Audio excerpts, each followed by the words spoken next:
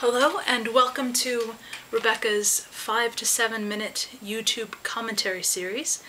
This is the introduction to what I hope will become a sort of reading and commentary on the book of Genesis. The purpose for this is very straightforward. I want to encourage people to read, to listen to, and to enjoy the richness of the stories of the Bible.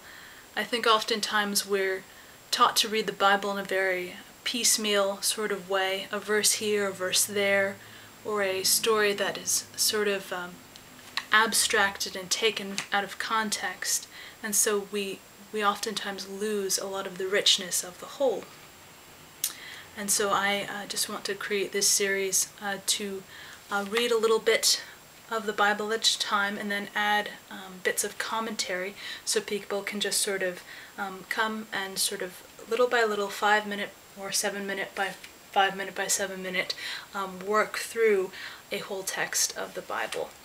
In terms of format, it's also pretty straightforward. I will read about 10 to 15 verses of scripture. I don't want to do too much.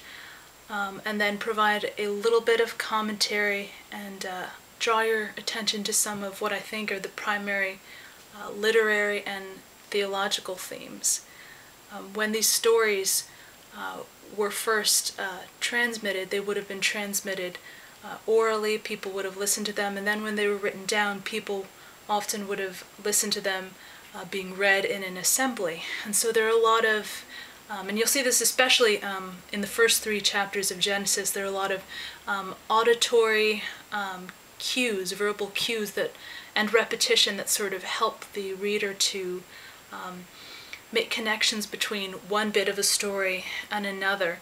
And this is a lot easier to pick up on in the Hebrew text. It's a lot harder in the English, but I'll be reading from a translation where the translator really tries to pick up on some of these verbal cues and render them in English. So hopefully that will be helpful. For example, what you might not know from just reading a regular standard translation of the first couple chapters of Genesis is that the word that's usually rendered as a name, Adam or Adam, just means human. So what the translator in this particular version does is he puts Adam or Adam, and then he also renders the word human to sort of get that nuance. But hopefully that will sort of unfold throughout the text. Thank you.